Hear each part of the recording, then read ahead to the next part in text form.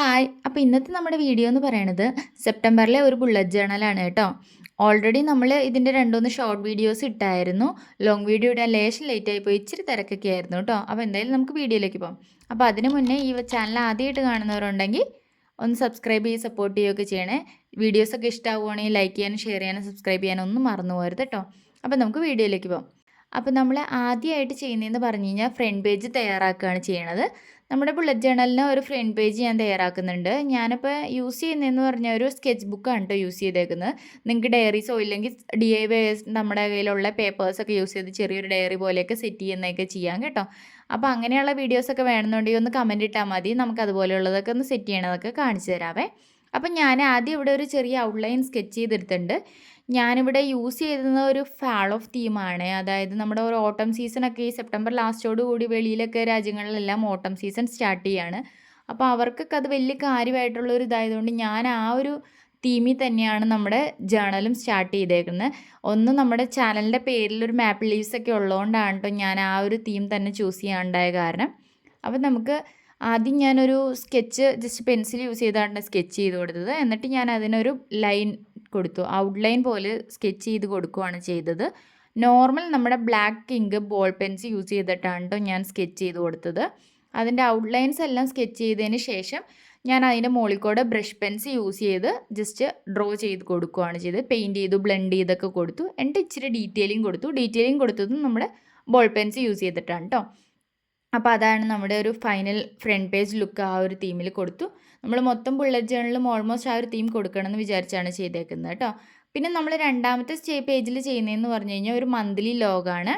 Just നമ്മുടെ calendar പോലെയാണ് set ചെയ്തേക്കുന്നത്. അപ്പോൾ നമ്മുടെ എല്ലാ ഡേയ്സിൻ്റെ നമ്പറൊക്കെ ഇട്ട് കൊടുത്ത് എന്തെങ്കിലും ഇമ്പോർട്ടൻറ്റ് കാര്യങ്ങളുണ്ടെങ്കിൽ ജസ്റ്റ് നോട്ട് ഡൗൺ ചെയ്യാൻ വേണ്ടിയിട്ട്.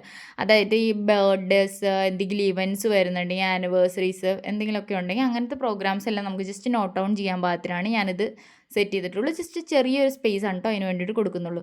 അപ്പോൾ അതിനെയും ഞാനൊരു ഓട്ടം തീമിലേക്ക് കൊണ്ടുവരാൻ വേണ്ടിയിട്ട് സൈഡിൽ കൂടെ കുറച്ച് ലീവ്സും ഒരു ചെറിയ പംകിൻസും ഒക്കെ പ്രൊവൈഡ് ചെയ്തിട്ട് അതൊന്ന് ആ ഒരു തീം കളറിലേക്ക് ഞാൻ ബ്രഷ് ഓൺ ചെയ്ത് എടുക്കുന്നുണ്ട് കേട്ടോ. ബ്രഷ് പെൻസ് യൂസ് ചെയ്താണ് ഞാൻ എല്ലാം സ്കെച്ച് ചെയ്ത് കളർ ചെയ്ത് കൊടുത്തതാണ്. മൊത്തം ഔട്ട്ലൈനിങ്ങും ഡ്രോയിങ്ങും മൊത്തം ഞാൻ ബ്ലാക്ക് ബോൾ പെൻസ് യൂസ് ചെയ്തിട്ട് അതിൻ്റെ അകത്ത് ജസ്റ്റ് ബ്രഷ് പെൻസ് യൂസ് ചെയ്ത് പെയിൻറ്റ് ചെയ്ത് കൊടുക്കുകയാണ് ഇത്. പിന്നെ മൂന്നാമത്തെ പേജ് ഞാൻ കൊടുത്തതെന്ന് പറഞ്ഞാൽ ഡൂഡിൽസാണ്. നമ്മൾ ഈ സ്ട്രെസ്ഫുൾ ആയിട്ടുള്ള ലൈഫിൻ്റെ ഇടയ്ക്ക് നമുക്കൊരു ഇച്ചിരി ടൈം ഹാപ്പി ആയിട്ട് ഇരിക്കാൻ വേണ്ടിയിട്ട്, അപ്പോൾ നമ്മൾ എന്തെങ്കിലും ആ ഒരു മൈൻഡ് റിലീഫിന് വേണ്ടിയിട്ടാണ് ഞാൻ ആദ്യം ഡൂഡിൽസ് കൊടുത്തത്. അത് നമ്മുടെ ഒരുപാട് നേരത്തെ എന്തെങ്കിലും പരിപാടികളുടെയൊക്കെ ശേഷം നമ്മൾ ഈ രാത്രി ഇത് വന്നിരുന്ന് ചെയ്യുമ്പോൾ നമുക്കൊരു സമാധാനത്തിന് ഒരു റിലീഫിനൊക്കെ വേണ്ടിയിട്ട് ഞാനപ്പോൾ ഒരു ചെറിയൊരു ഡൂഡിൽ പേജും കൂടി പ്രൊവൈഡ് ചെയ്തു. അപ്പോൾ നമുക്ക് എന്താണോ വരയ്ക്കാൻ തോന്നുന്നത് അത് ആ തീമിലുള്ളത് ഞാനപ്പോൾ വിചാരിച്ചു ഓട്ടം തീമിൽ തന്നെ സ്കെച്ച് ചെയ്യാമെന്നാണ് കേട്ടോ. പിന്നെ ഹാബിറ്റ് ട്രാക്കറാണ് വരച്ചത്. അതിൻ്റെ അകത്ത് ഞാൻ കൊടുത്തതെന്ന് പറഞ്ഞു കഴിഞ്ഞാൽ നോർമലായിട്ട് നമ്മുടെ കലണ്ടറിൻ്റെ ആ ഒരു മോഡലിൽ തന്നെ ഞാൻ 6 ഹാബിറ്റ്സാണ് ട്രാക്ക് ചെയ്യാൻ കൊടുത്തേക്കുന്നത് കേട്ടോ. നിങ്ങൾക്ക് ഇഷ്ടമുള്ള അത്രയും കൊടുക്കാവേ.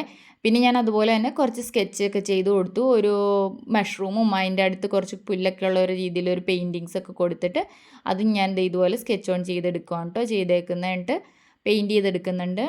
പിന്നെ നമ്മുടെ ലീവ്സിനൊക്കെ നമ്മൾ ഓരോ കളറൊക്കെ കൊടുത്തിട്ടുണ്ട്. എല്ലാം ഞാൻ ചൂസ് ചെയ്തതെന്ന് പറഞ്ഞാൽ orange, brown, red, orange, yellow അങ്ങനെയുള്ള കളറിലൊക്കെയാണ് കേട്ടോ ഞാൻ ചൂസ് ചെയ്തെടുത്തത്. അപ്പം ഞാനിവിടെ 6 ഹാബിറ്റ്സ് ട്രാക്ക് ചെയ്യാൻ വേണ്ടിയിട്ട് എഴുതിയിട്ടുണ്ടായി.